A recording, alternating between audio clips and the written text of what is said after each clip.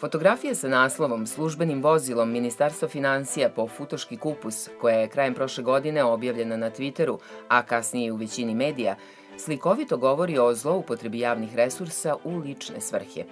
Jedan od primera zloupotrebe javnih sredstava dogodio se i u Nišu. U septembru 2012. godine osuđena je Sanja Micić, koja je bila savjetnica za odnose sa javnošću generalnog direktora javnog komunalnog preduzeća Tržnice zbog zloupotrebe službenog položaja, falsifikovanja službene isprave i prevare u službi.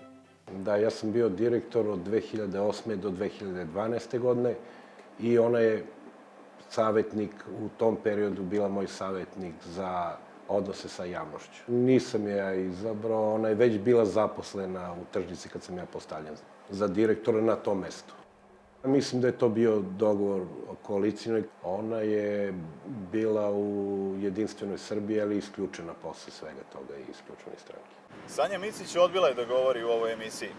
Osnovni sud u Nišu utvrdio je da je ona o trošku javnog preduzeća više puta privatno ručala u jednom od elitnih niških restorana, gde je uglavnom naručivala skupocena jela i pića, a o trošku Tržnice neopravdano je plaćani smeštaj u hotelima. Da, zloupotrebila je usluge restorana, hotela.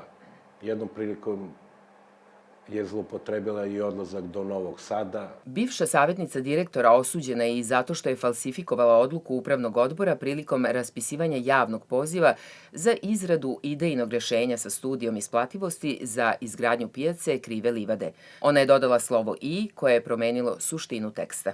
Zato što to i menja i izgradnju pijace. Znači, da bi taj koji je dobio, pored toga što treba da izradi idejni projekat i studiju opravdanosti, i izgradi pijacu. Ja sam pozvao privredni kriminal, oni su došli i utvrdili u postupku da je došlo do falsifikata. Takav prepravljeni konkurs je objavljen, a najbolju ponudu dalo je preduzeće Stabil Projekt. Ipak, kada se za zloupotrebu saznalo, konkurs je bio poništen. Nakon toga Stabil Projekt je tužio Tržnicu, tražeći čak 70 miliona dinara odštete. Sad vi vidite, to se završilo tako što je firma Stabil Projekat izgubila, tako da Tržnica nikakvu obavezu nije imala tom priliku da bilo šta isplati njima. A dotična osoba je odgovarala za falsifikat, vi imate presudu i tu je postignut dogovor sa tužiocem. Okrivljena Sanja Micić je u potpunosti priznala krivicu za izvršena krivična dela i postigla je sporazum sa Okružnim javnim tužilaštvom u Nišu.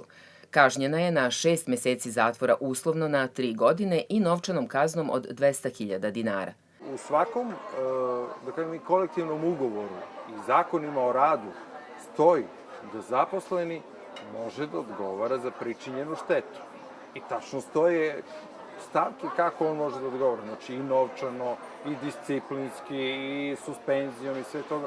Ali uvijek stoji da mora da vrati sredstvo. S obzirom na to da je sud ustanovio da je ona zloupotrebila u privatne svrhe preko 280.000 dinara, plaćajući račune u restoranu i hotelu, interesovalo nas je da li je javno komunalno preduzeće Tržnica iskoristilo mogućnost da u parničnom postupku zahteva nadoknadu štete. Pa Tržnica nije uradila iz jednog razloga, pošto je to sve stavljeno njoj na teret da je se odbio od ličnog dohodka. Tako da je praktično ona umesto Tržnice platila ta svoja dugovanja koja je imala prema restoranima i hotelima. Tako da Tržnica nije imala tu vrstu štete. Mislim, bilo bi strašno da je presuda bila u korist Stabil Projekta. To nikako ne bismo mogli mi kasnije od nje da nadoknadimo. Odnosno, Tržnica nikako ne bi mogla da nadoknadi taj iznos. Pošto je naš osnivač grad, znači Tržnica jednostavno nema tih para, onda bi i grad bio u problemu. Protiv bivše savjetnice direktora nije se vodio ni disciplinski postupak. Pa nije se vodio disciplinski postupak, pošto se zaključilo da je dovoljno ovo, pošto je osuđena praktično postignut je sporazum sa javnim tužiocem, tako da nije pokretan disciplinski postupak kasnije. Ona i dalje radi u JKP Tržnici na mestu referenta. Ona ima srednju školu i radi u Tržnici. Ja 2 godine već kako nisam direktor Tržnice, tako da ništa ne zavisi od mene. Znači, ipak je tu direktor i prethodni i sadašnji. Nadzor i kontrolu nad javnim preduzećem kao što je Tržnica vrši i Uprava za komunalne delatnosti, energetiku i saobraćaj grada Niša. Od njih smo zatražili odgovor na pitanje da li su proveravali kolika šteta je nastala zloupotrebama bivše savjetnice direktora. Pitali smo pored ostalog i na koji način uprava koristi ovlašćenja u kontroli poslovanja javnih preduzeća kako bi vodila računa o trošenju javnog novca. Dobili smo kratak, pisani odgovor da ne raspolažu zvaničnim informacijama u vezi sa postavljenim pitanjima. Priložili su izvod iz odluke organizacije gradskih uprava i odluke o komunalnim delatnostima, gde su definisana njihova ovlašćenja. Znate kako, ja mislim, tačno je to da se uprava nije mnogo interesovala, pogotovo je došlo i do promene. Kad ste vi razgovarali, sigurno je već novo rukovodstvo tamo. Nakon ovog slučaja zloupotrebe javnih sredstava i službenog položaja, sadašnji generalni direktor tržnice kaže da su sagledali slabe tačke u preduzeću i uveli neke promene kako bi smanjili mogućnost da se slične stvari ponove. Mi smo ugostiteljske usluge napravili saglasno zakonu i potpisali smo ugovor sa određenim ponuđačem koji je bio najpovoljniji i tako se radi transparentno i to je to. Niko ne može da ode bez saglasnosti direktora da koristi ugostiteljske usluge. I novi sistem plaćanja goriva za službena vozila tržnice takođe je uveden da bi se smanjili mesečni troškovi. Ja sam zatekao stanje da je svaki vozač imao karticu i mogao da provlači da gorivo tankira na benzinskoj pumpi dobavljača koji je tada bio, tenderski dobavljač tržnice.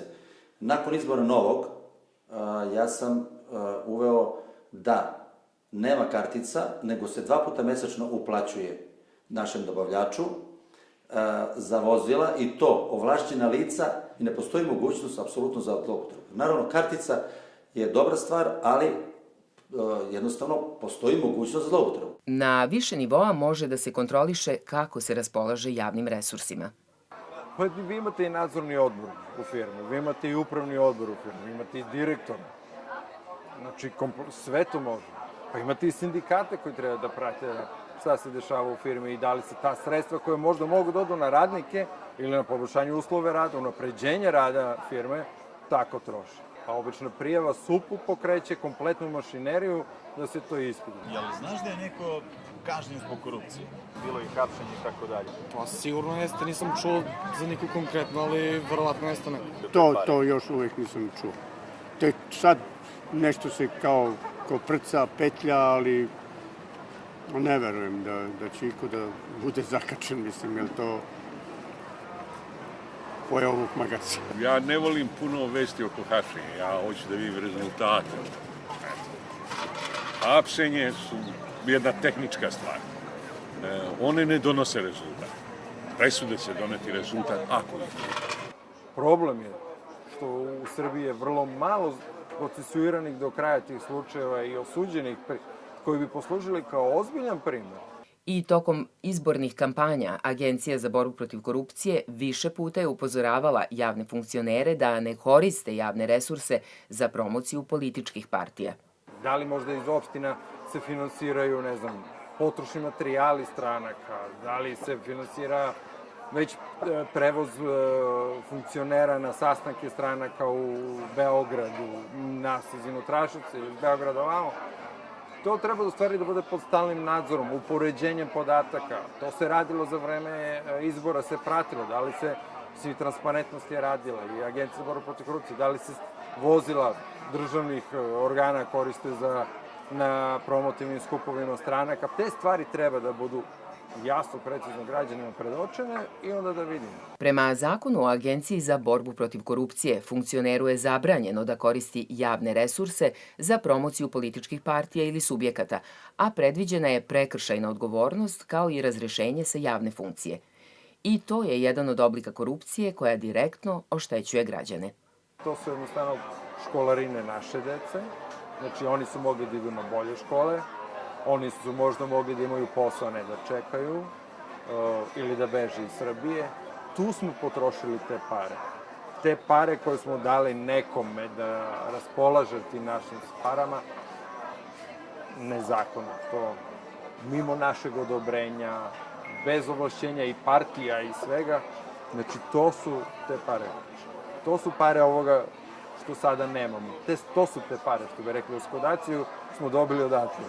Zloupotreba javnih resursa, korišćenje državnih i javnih sredstava u lične svrhe i koristi od strane